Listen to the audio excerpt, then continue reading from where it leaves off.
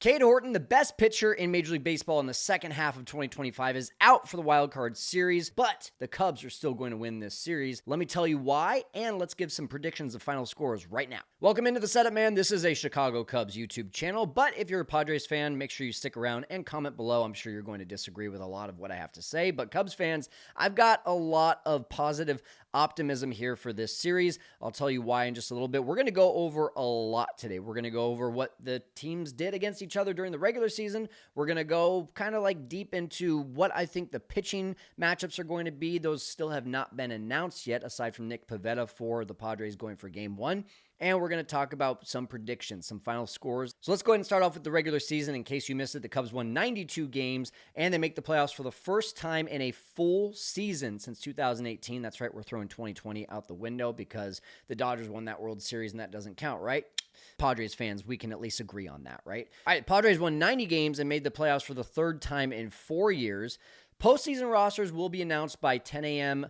Central Time tomorrow, so we don't really know who's on each roster, but I'm going to tell you right now, I imagine probably because it's a short series that the Cubs are going to go a little bit heavier on the bench and a little lighter from a pitching perspective, so especially because they have some longer relievers, I do imagine they will have 14 position players and 12 pitchers. They are allowed to have 26 overall.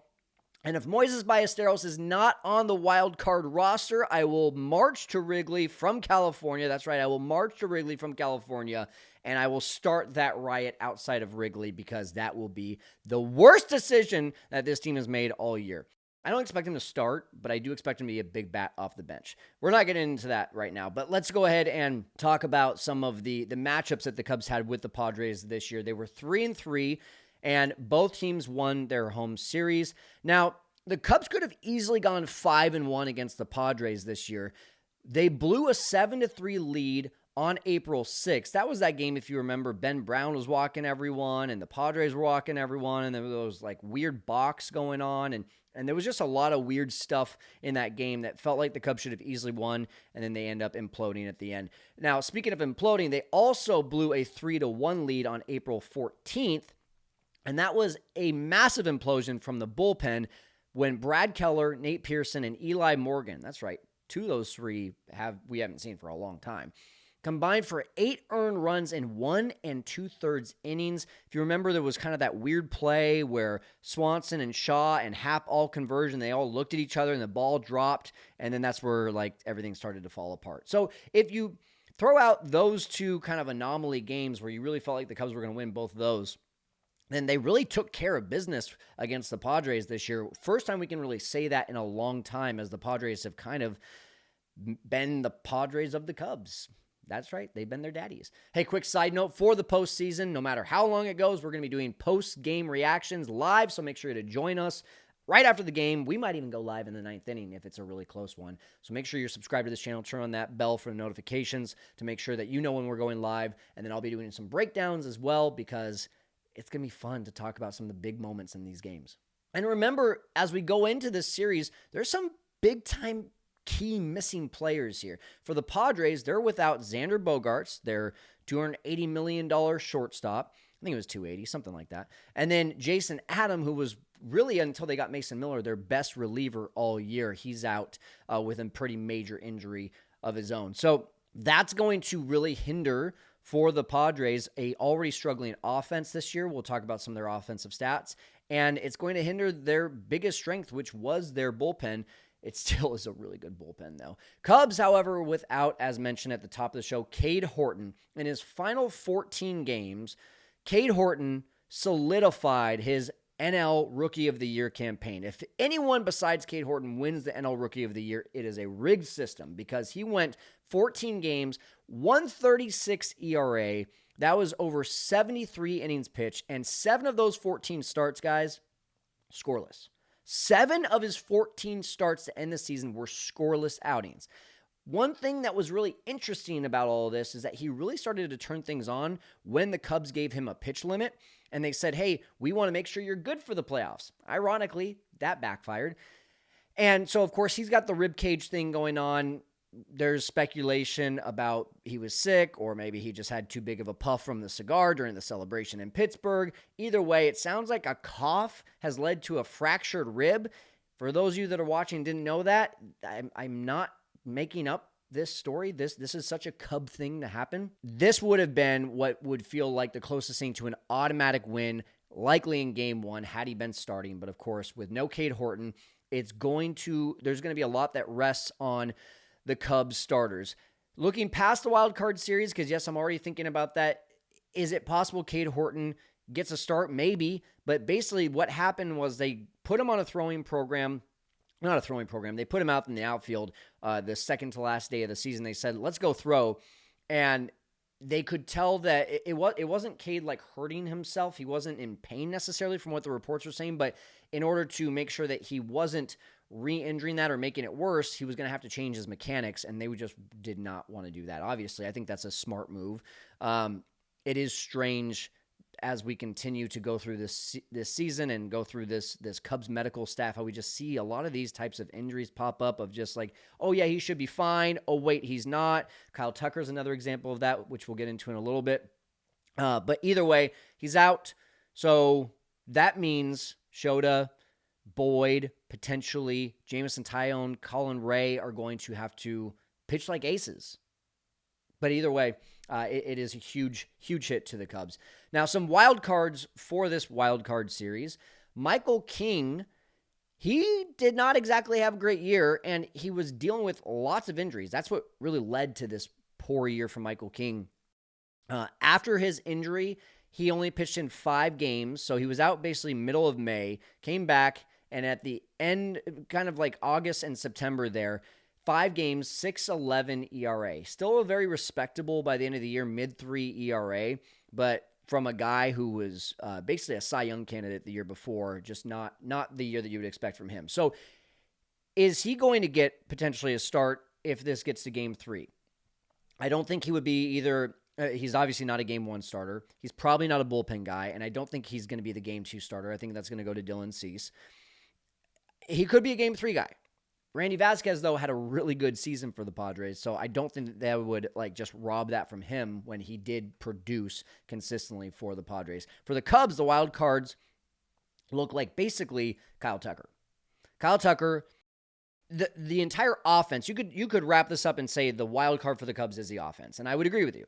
But if there's one guy that you could say kind of snowballed and never really figured it out and looked like he had flashes, but still just never really figured it out in the second half, you could argue with Seiya, but then look at his last 4 games. It looks like he's turned it on. PCA, it looks like he's turned it on. Michael Busch has definitely turned it on. There was this group of 4 guys, Michael Busch, PCA, Seiya Suzuki, and Kyle Tucker, who all at one point were all struggling. That was your top 4 hitters. And for that reason, you just kind of looked at it and you said, well, what caused this? And I do still truly believe that Kyle Tucker hurting his finger. I had a great conversation with Cameron Maben. If you missed that episode, you should definitely check it out. Him hurting his finger, fracturing essentially the hand, led to this different swing. And if you looked at the bat speed, that was down for the second half as well. And I think there was this domino effect of PCA, Seiya, and Michael Busch being like, we're batting around this guy, and we're going to put more pressure on ourselves. Kyle Tucker, in the second half, pretty pathetic here. 41 games, a 231 batting average. The on-base was still really good at 360. A 378 slug, which came out to be only 5 home runs and only a total of 11 extra base hits in the second half. 11 extra base hits in the entire second half. Now, he was out for 3 weeks with the calf injury. Not really anything you would have ever expected from one of the top 10 hitters, quote-unquote, in baseball. And so, for that reason, can he come into the wild card series? Can he figure things out? I don't know. All I know is I continue to live and die by this. If Kyle Tucker is not clicking, at least at an 80% clip of what we know he can do, then it's going to be very difficult for the Cubs to have sustainable success in the playoffs. It's already going to be difficult for them given the bleak rotation that they have. But add on top of that, a struggling offense due to Kyle Tucker not being able to come up with clutch hits, that's going to be the death of them. So we'll have to watch out for that. Now, some of the strengths of both these teams. The Padres, I don't think it's any question. It's their bullpen. They were number one in bullpen ERA at 3.06. Mason Miller, since coming over for the Padres, wow, 0.77 ERA. He strikes out almost 50% of batters, which is wild to think. Robert Suarez, 2.97 ERA. Adrian Morejon, I want to say. So I hear a lot of people say Morjon. I think it's Morejon. 2.08 ERA. Wandy Peralta, 3.14. You had former Cub Jeremiah Estrada with an average year, 3.45 ERA. And, of course, Jason Adam, as I mentioned, injured when he was injured at that time, below 2 ERA. So that was a huge blow to the Padres bullpen. You go from basically, and this is where I want to just talk how the Padres, if they had a lead going into the 6th inning, it's game over. Now, going into the 7th inning, it feels a little bit more game over. But even then, you go from a guy with a .77 ERA on the team, a 2.08 ERA in Morejon, and then a 1.93 ERA in the 7th, 8th, and 9th inning. Plus, Robert Suarez is probably getting the ball in one of those innings instead. He's dirty. I don't know how he has anything close to a 3 ERA, but he does. So you could argue that even going into the 5th inning, this team was locked down for the game. Now it's more like 6th, 7th inning. So you need to go in with a lead in the middle to late innings, or else this is going to be a very difficult team to beat. Cubs offense is on paper their strength if you look at the entire season, but we all know that they struggled pretty mightily for about a 2-month span in the second half, which is just crazy to think. 4.9 runs per game, that's 5th in baseball. 3rd in stolen bases, so that's what I'm going to look to see a ton of with Craig Counsell's team in this wild card series, especially knowing just how tense it's going to get in the later innings. I would expect to see them running, trying to take extra bases at any opportunity, because these are probably going to be close games. And then they were in the top 7 in slug, OPS, and home runs. At one point, they were number 1 in baseball in all of those categories, but again, with a rough second half, they did start to turn things on, though, towards the end of the season. Really great offensive show against the Mets and the Cardinals. Weaknesses. The Padres' offense, definitely their weakness. They were 18th in baseball in runs per game at 4.3, 16th in OPS at 7.11, and 22nd in slug. Really difficult to think about that when you've got guys like Jackson Merrill, Manny Machado, Fernando Tatis Jr., 22nd in slug. So they had their struggles offensively. For the Cubs, even though they had a really good second half from a starter's ERA perspective, one of the best in baseball, I still think it is their starters that is going to be their Achilles heel here in the playoffs, especially. I would have said that even with Cade Horton. Even if Cade Horton was healthy, I still would have said that, because you saw Matt Boyd and Shota Imanaga really fall off a cliff, especially in September, and Cade was the anchor. Now you're looking for those two guys to figure something out going into the playoffs, and you're looking for role player guys that probably weren't going to start games now have to do that in Jameson Taillon and Colin Ray, if they even get past the wild card series. So a few more stats here just to kind of lay the land. Both teams went 14-11 September. Cubs ended up beating the Padres again by 2 games in the wild card for the first home game playoff spot. Manny Machado very much struggled in his last 2 months. August and September combined a .215 batting average, .275 on base, and only a .354 slug. So you're catching Manny, which is really good because he's typically been a Cub killer at the right time. Seiya Suzuki, his final 4 games, figured something out. Tell you what, he went kind of Barry Bonds on us with 5 of his 13 at-bats ended up in home runs. And by the way, only had 5 hits in those last 4 games. They were all home runs. First Cub, can you believe this? First Cub with 100 RBIs since Javi Baez in 2018, which ironically is the last time they went to a playoff game in a full season. So what's the key to making the playoffs, guys? It is having a player with 100 RBIs. There you go. Simple as that. Michael Busch. Woo-hoo! This is fun. Have you seen how good Michael Busch has been in his last 15 games? 308 batting average, 403 on base, a 923 slug. No, I did not say a 923 OPS. I said a 923 slug in his final 15 games. That was 8 home runs and 15 extra base hits. He averaged 1 extra base hit per game in his last 15 games. And that's why he ended up leading the Cubs with home runs, 34. That was fun. That was really fun to see Michael Busch turn it on. And when I look at this, you could argue that either team has a small advantage in any of these categories because it's a home series for the Cubs. That's mainly why I am saying that the Cubs are going to win this series. But let's go ahead and get into it. I'm going to do some predictions now. Let's get to game 1. Make sure you comment below with your thoughts. Am I on? Am I completely missing the mark?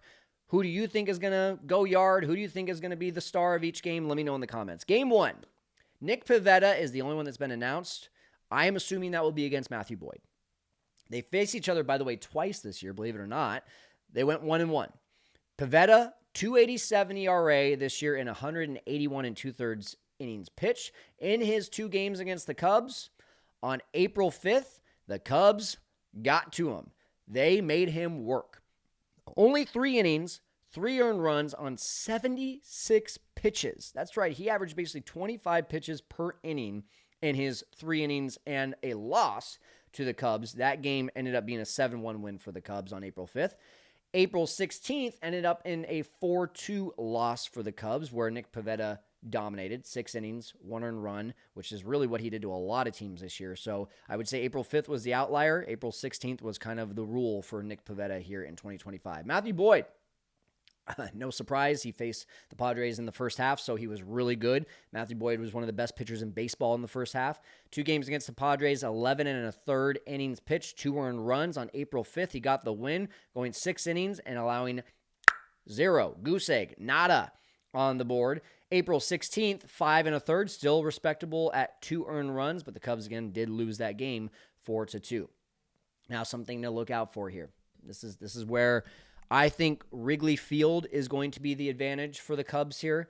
It's not necessarily going to be that Matthew Boyd outduels Nick Pivetta. I think that the stadium and the home field comfort for Matthew Boyd is going to play the biggest factor because Nick Pivetta, since June 25th, has a 2.21 ERA. That spans over 16 games and just under 100 innings pitched. But Matthew Boyd, since that one really bad outing when they needed him the most against Milwaukee, when they were trying to get back in the lead for the division in the Central, that game, the wheels fell off and they didn't come back on after that. A few flashes of some good games, but for the most part, in 11 games since that July 28th game, which was 61 innings pitched, 5.16 ERA. He had a 2.20 ERA before that. Now, a lot of people I don't want to dive too deep into this. A lot of people believe that Matthew Boyd, with it being basically way past his innings limits in the last almost decade, that's why things started to fall off. I did notice personally that the velocity did not fall off for Matthew Boyd. To me, again, I don't want to get too deep into this right now, but to me, it felt like he lost some of that command of the changeup in key spots, and that slider wasn't as sharp in the second half or in those last 11 games. So personally, that's what I saw. Let me know why you think Matthew Boyd struggled the most in the comments.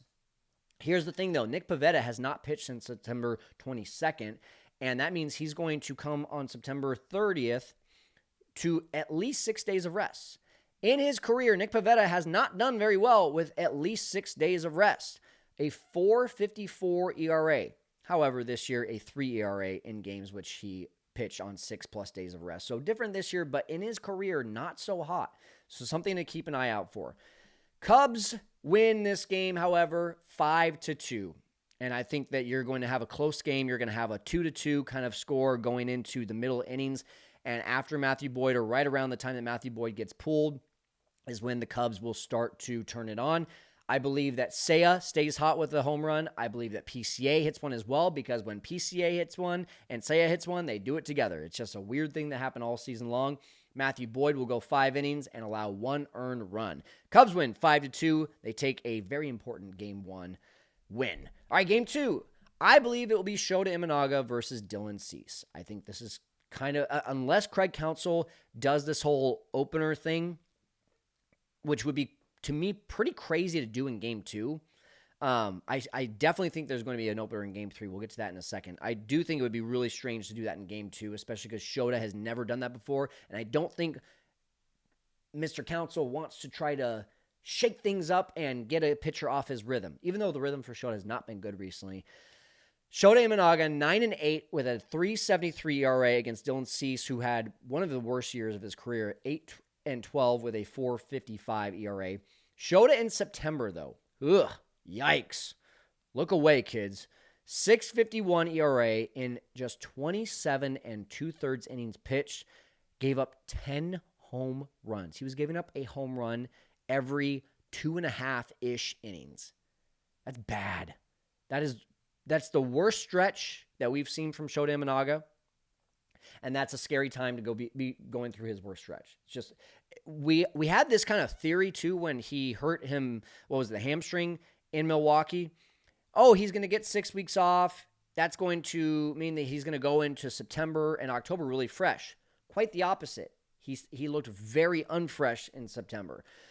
So the good thing here is that Shota has dominated the Padres in his career. In 3 games, a 1.40 ERA, including possibly his best start of his career. April 4th, went into the 8th inning for the first time in his career, gotten out in the 8th inning, 7 1/3 innings, 1 earned run against the Padres as the Cubs won 3-1. And then April 15th, he went 5 innings, really battled through those 5 innings, and gave up no earned runs. And Cubs end up winning 2-1 in that game. Then Dylan Cease, speaking of dominating their opposition, against the Cubs, a 2.47 ERA in his career in 8 games. So, yeah, his former team that drafted him, he was in the Jose Quintana trade, if you do so remember, along with Eloy Jimenez. He gives it to them every time he faces them. So Cease, though, in September, even though he had a really bad year, he had a really good September. 26 innings pitched, 3.12 ERA. For this reason, I do believe, I'm thinking that the wind's going to be blowing in. I think that's going to obviously benefit Shota, and for that reason, it does stay as a close game, but I think Dylan Cease will just continue his dominance against the Cubs. He will lead the Padres to a 3-1 win. Shota keeps it close-ish, 2 or 3 runs given up in 5 innings, and then I would say that Fernando Tatis takes him yard. Game 3, drum roll please. Basically, the matchup is Randy Vasquez versus Jameson Taillon. I do believe, however, especially with Taillon kind of dealing with some injuries in the second half and probably not being at the most fresh, I do believe that they will try to avoid Jameson Taillon facing the top of the order a third time, and for that reason, they will start with an opener in Drew Pomeranz. Pomeranz was kind of the go-to opener for Craig Counsell multiple times this year, and he does like to do the whole start with a lefty and kind of get those top 3 guys seen one side versus then coming over on the right-handed side where Jameson Taillon, by the way, does not do as well against righties.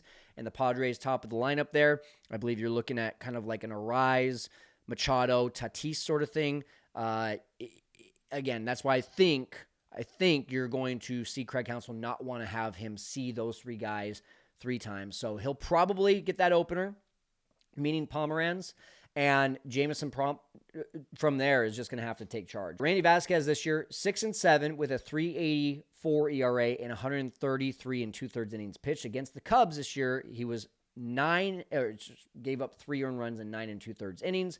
On April 4th, the Cubs really battled against him and did a great job. 4 2/3 innings, gave up 3 runs, 2 of them were earned. Cubs win 3-1. And then on April 15th, he went 5 innings, really silenced the bats on that day. Cubs won 2-1, though, in 10 innings. If you remember, that was the kind of Caleb Thielbar coming out game. He got the save in that one in extra innings. Jameson Taillon, 11-7 this year with a 3.68 ERA and 129 2/3 innings pitched. Dealt with the calf, dealt with the groin. A lot of injuries there in the second half that really held him back from having a complete great season, but still a really good one, 3.68 ERA. I'll take that. And against the Padres this year, 1 game, 5 1/3 innings, and 2 earned runs, and that was in a 10-4 loss. That was that game where Tyone pitched really well. Keller comes in, followed by Nate Pearson, followed by Eli Morgan, and the bullpen gives it up. I do believe with my full heart here that Jameson Tyone continues his hot streak that he took into September and carries it into the playoffs. Drew Pomeranz, as long as he can put up a 0 in that first inning, Cubs win this one 7-4. Tyone goes 6 innings, allows 2 earned runs, and the West Coast boys, Kyle Tucker and Michael Busch, when they go on the West Coast, they dominate. And they do the same thing here. They both homer. And that's where I believe the Cubs will celebrate in San Diego, in the middle of Petco, on that mound, and send the quote-unquote best fans in baseball. Padres fans love to call themselves that. Best fans in baseball. I interned for the Padres. I worked for the Padres from 2006 to 2010. And I can tell you right now, that fan base is a bunch of bandwagoners. Wasn't until the team started spending money that those fans showed up. Wasn't until the Chargers left for LA those fans started showing up. Sorry, Padres fans, you might have enjoyed this episode up until now, but I'm just telling you how it is. Y'all are bandwagoners. All right, if the Cubs win this series, like I believe they will then go on to play the Brewers in the divisional series, and how freaking fun would that be? Would not be fun to watch the Padres and Brewers. I'm sorry, I would not enjoy that. I wouldn't be rooting for either one of those teams. I despise the Padres. I despise the Brewers.